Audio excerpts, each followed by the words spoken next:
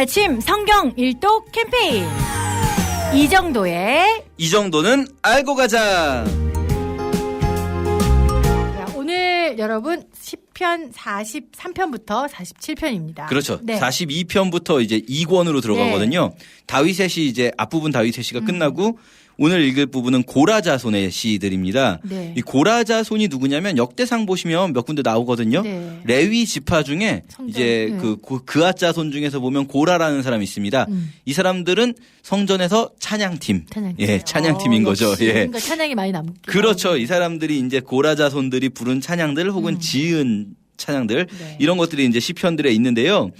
오늘 저희가 이제 43편부터 보지만 어제 말씀드렸듯이 42편부터 이 2권이 시작하는 42편과 43편 이 두 개가 하나의 시예요. 하나의 시 원래. 네.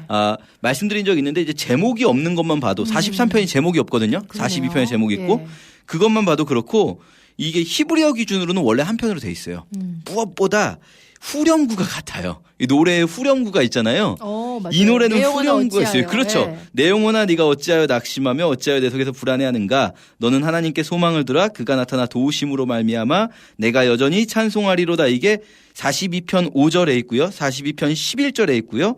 43편 5절에 있어요. 그러네요. 요게 그러니까 1절, 2절, 3절인 거예요. 1절 끝나고 후렴, 2절 후렴, 3절 후렴. 그래가지고 요건 한 편의 노래로 돼 있거든요. 네. 너무나 저희가 잘 아는 목마름 사슴 시냇물을 찾는 노래죠. 너무 아름답잖아요. 저희도 많이 애창하는 노래고. 근데 저희는 이제 이 노래를 그냥 아름답게 부르는 경우가 많은데 사실 이 노래가요 굉장히 또 힘든 상황 속에서 하는 노래예요.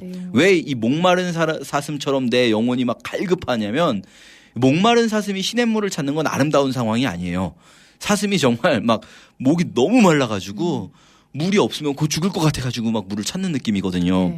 왜 그러냐 42편부터 쭉 보시면 42편 3절에 보면 사람들이 종일 내게 하는 말이 네 하나님 어딨냐 막 이러는 거예요. 그러니까 내 눈물이 주야로 내 음식이 되었어요. 맨날 내가 눈물을 먹고 삽니다. 이런 표현인 거죠.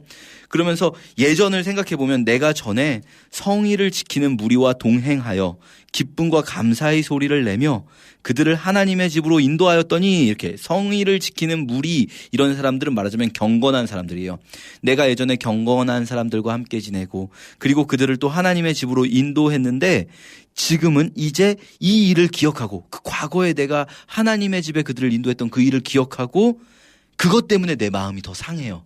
그때 내가 그렇게 좋은 사람들하고 함께 있었는데 지금은 나를 공격하는 사람들, 하나님이 어딨냐 이런 사람들이 내 주변에 있는 거예요. 그러니까 그때 좋았었던 걸 생각하면서 마음이 더 상해요. 마음이 상한다라고 고백한 다음에 바로 하는 말이 후렴으로 들어가요. 내 영혼아, 자기 영혼한테 명령하는 거죠. 내 영혼아, 네가 어찌하여 낙심하고 있느냐, 어찌하여 불안해하느냐, 하나님께 소망을 둬라 이렇게 말하는 거죠. 1절이 이렇게 맞춰지고요. 2절도 또 시작합니다. 역시 2절도 또 슬픔을 이야기해요. 내 반석이신 하나님께 말하기를 9절에 보시면 어찌하여 나를 잊으셨나이까. 내가 어찌하여 원수의 압제로 말미암아 슬프게 다니나이까. 내 뼈를 치르는 칼같이 내 대적이 나를 비방하여 늘 내게 말하기를 또 뭐라고 말합니까 대적이.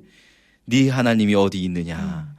이게 사실 우리가 이 말 들었을 때 정말 마음이 아프죠. 막 힘들게 있는 것도 힘든데 힘든 상황에서 교회 열심히 다니던 사람이 좀 힘든 상황에 처하게 되면 그 사람이 평소부터 교회 다니는 걸 좀 싫어하던 사람들이 주변에서 야, 것 봐라. 너 교회 다녀도 그렇게 힘들지 않냐. 하나님이 어딨냐. 세상에 그런 게 어딨냐. 이렇게 말하면 정말 낙심되는 거죠. 막 뼈를 칼이 찌르는 것 같은 느낌. 그렇게 표현되어 있는데요. 그때 또 이게요. 시의 구조가 이렇습니다. 뒤로 갈수록 점점 힘든 상황을 얘기하다가 결국 내 영혼이 낙심됐습니다 한 다음에 후렴이 나와요. 내 영혼이 정말 낙심됐습니다 10절에서 말한 다음에 11절에서 또 내 영혼아 네가 어찌하여 낙심하며 어찌하여 불안해하는가. 너는 하나님께 소망을 두라. 그가 나타나 도우심으로 약간 달라지죠. 그 도우심으로 말미암아 내 하나님을 여전히 찬송하리로다 이렇게 한 다음에 43편을 넘어가는데요. 이제 1, 2절이 42편이고 43편이 3절인데 왜 이게 이 42, 43편으로 나눠졌냐면 헬라어 성경 버전 70인역에서는 이 두 개를 나눠 놓은 거예요. 왜 나눴을까 가만히 보면 내용이 1, 2절과 3절이 조금 다른데요. 1, 2절은 우리가 흔히 애가라고 부릅니다. 막 힘들어하는 이야기예요. 그냥 내가 왜 힘든지 설명하는. 그런데 3절은 기도예요. 기도. 하나님께 말하는 거예요. 네. 그래서 43편 2절에 이렇게 나옵니다. 주는 나의 힘이 되신 하나님이시거늘. 이거 하나님께 말하는 거죠. 네. 어찌하여 나를 버리셨나이까. 내가 어찌하여 원수의 억압으로 말미암아 슬프게 다니나이까. 주의 빛과 주의 진리를 보내시어 나를 인도하시고 주의 거룩한 산과 주께서 계시는 곳에 이르게 하소서 하면서 3편에서 기도로 바뀝니다. 43편에 가서 하나님께 하는 말. 그래서요, 이 찬송, 고라자손이 지은 찬송가 중에 제일 앞에 있는 이 찬양, 슬픔에서 기도로 연결되는 찬송이라고 할 수 있어요. 네. 이게 진짜 고대에서부터요, 늘 찬송은 슬픈 상황에서 더 많이 나온 것 같습니다. 맞아요. 힘든 네. 상황 속에서 어떻게 보면 슬픔이야말로 기도로 이어지는 어떤 다리랄까요? 가교 역할을 하는 것 같아요. 슬프기, 힘든 상황 때문에 기도하게 되는 거죠. 이게 시편 42편, 43편이고요. 44편은 이번에는 좀 공동체적인 노래입니다. 함께 부르는 노래인데요. 국가 단위로. 나라가 근데 좋은 일에 함께 부르는 건 아니고요. 이건 아마도 전쟁에서 진 네. 상황이에요. 전쟁에서 진 이후에 이 국민들이 함께 부르는 노래입니다. 잘 보면 이게 좀 특이한 표현이 있는데요. 주어가 하다가 나라고 하다가 우리라고 하다가 나라고 하다가 왔다 갔다 해요. 네. 그러니까 계속 1, 2, 3절 우리로 나오다가 4절에서 나거든요. 그리고 또 5절은 우리인데 6절은 나. 또 우리라고 나오다가 15절에서 나. 이게 뭐냐면 이게 복수형과 단수형을 오가잖아요. 아마도 이제 교동문처럼 교송으로 네. 부른 것 같아요. 노래를 다 같이 합창하다가 이 한 명이 여기서 한 명은 아마도 대제사장이거나 아니면 왕일 것 같아요. 네. 내용상으로는 왕이 부르는 노래입니다. 이 나라고 나온 부분들은 네. 왕이 자기가 부르는 노래인데요. 이제 8절까지는요. 1절부터 8절까지 쭉 보시면 그냥 하나님이 그동안 우리를 도우셨다는 내용이에요. 그래서 이게 왜 전투에서 패배한 이유지? 라고 생각되는데 9절에 이렇게 나옵니다. 그동안 우리를 잘 도와주셨는데 9절에 그러나 주께서 우리를 버려 욕을 당하게 하시고 우리 군대와 함께 나아가지 아니하시나이다. 우리를 버리셨어요. 주님이 세상에. 주께서 우리를 대적들에게서 돌아서게 하시니 우리를 미워하는 자가 자기를 위하여 탈취하였나이다. 우리가 탈취당하였고요. 그리고 주께서 우리를 잡아먹힐 양처럼 그들에게 넘겨주셨어요. 그러니까 이 지금 44편은요. 주님이 우리를 도와주실 거라고 생각하고 전쟁을 시작했는데 주님이 우리를 안 도와주셨어요. 그 전쟁에서 졌어요.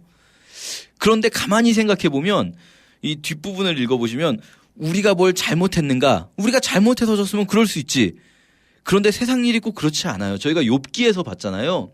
욥기는 개인적인 차원에서 내가 잘못한 게 없어도 당할 수 있었는데 꼭 개인적인 차원만 그런 게 아니라 국가 간의 전쟁에서도 아무리 생각해봐도 우리가 별로 잘못한 건 없는 것 같은 거예요. 우리가 우상을 숭배하지도 않았고 우리가 하나님의 법을 떠나지도 않고 우리가 하나님을 의지했어도 질 수 있습니다. 질 수 있어요. 그런 거죠. 우리가 아무리 막 하나님께 잘 섬기고 그런다고 해도요. 우리가 생각한 대로 일이 안 풀릴 수 있어요. 그게 우리는 그렇게 생각하면 어떻게 되냐면 하나님께 굉장히 실망하고 하나님을 포기할 것 같아요. 그런 상황이 오면 정말 신앙을 버릴 것 같고. 왜냐하면 하나님이 약속을 안 지키잖아요. 잘해준다고 해놓고. 놀라운 건 뭐냐면요.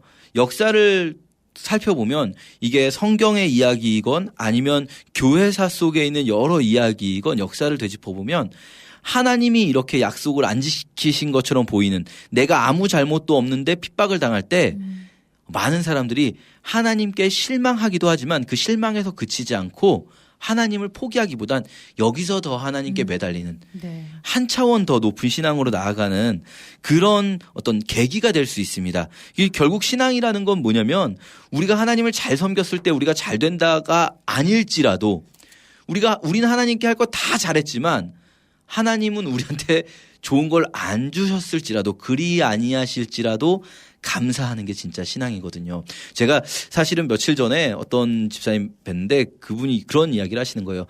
자녀를 위해서 기도를 했는데 본인도 기도를 열심히 하셨고 자녀도 할 만큼 노력을 했어요. 그런데 그 기도가 응답되지 않은 거예요. 근데 이분의 걱정은 뭐냐면 자기는 괜찮다는 거예요. 자기는 안 돼도 괜찮고 본인은 믿음이 있는데 자녀가 이 부모의 모습을 보면서 신앙을 배우잖아요. 부모님이 이렇게 열심히 기도하셨고 그랬는데 하나님이 안 들어주신 걸 보고 아이가 혹시 신앙을 잃을까 봐 걱정됩니다. 이런 말씀을 하시더라고요. 그래서 제가 말씀드렸어요. 아이들이 부모님의 신앙을 보고 배워야 되는데 거기서 배우는 신앙은요. 그냥 우리가 기도하면 기도 열심히 하면 뭐든지 다 잘해 주시기만 한 하나님이 아니라 하나님이 때로는 우리를 실망시키더라도 끝까지 하나님을 신뢰하고 포기하지 않는 떠나지 않는 그 믿음이 부모님에게서 보일 때 아이들은 오히려 그 믿음을 보고 배울 것 같아요. 그게 사실은 이 시편 44편도 그런 거죠. 네. 하나님은 우리는 잘못한 게 없는 것 같은데 물론 잘못했을 수도 있지만 이 시를 지은 고라 자손이 느끼기에는 우린 잘못한 게 없는 것 같은데 하나님 버리셨어요. 그러나 끝까지 더 매달립니다. 44편 23절부터는요. 정말 피를 토하는 외침이죠. 주여 깨소서 어찌하여 주무시나이까. 일어나시고 우리를 영원히 버리지 마소서. 어찌하여 주의 얼굴을 가리시고 우리의 고난과 압제를 잊으시나이까. 일어나 우리를 도우소서. 주의 인자하심으로 말미암아 우리를 구원하소서. 이런 노래입니다.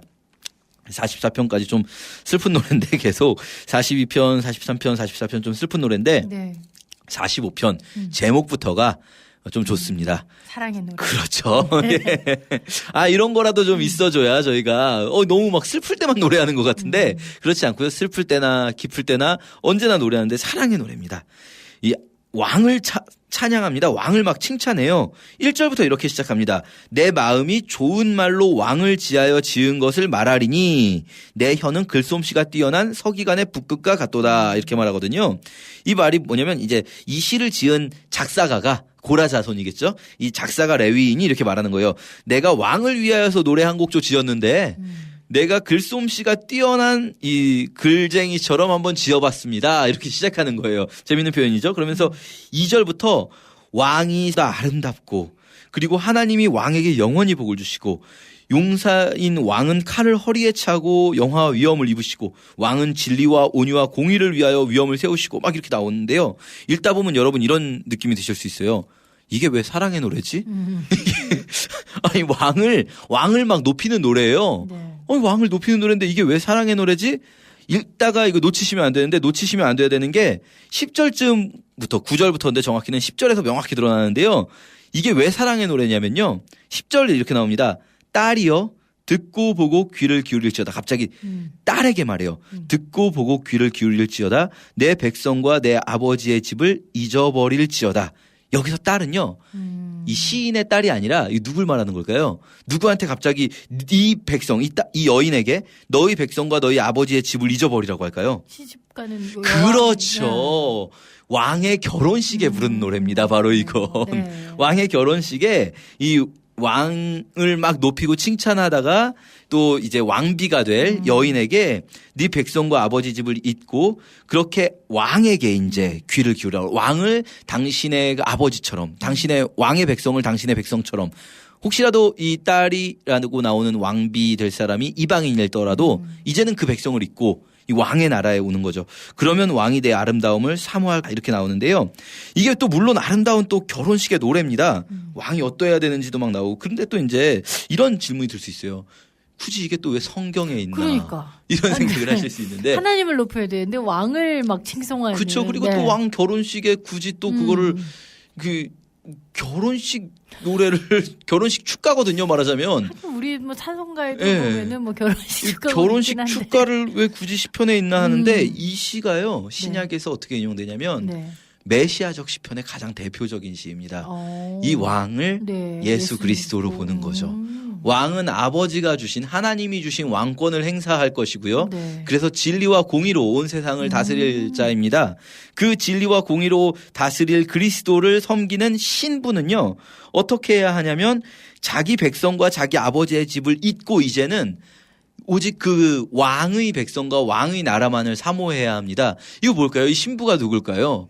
교회라는 거죠. 네. 그렇죠? 그래서 사실 이 시편이 히브리서 1장에서 인용이 됩니다. 히브리서 1장 8절 9절에서 요 시편의 6절 7절 하나님이여 주의 보좌는 영원하며 주의 나라의 균은 공평한 균이다.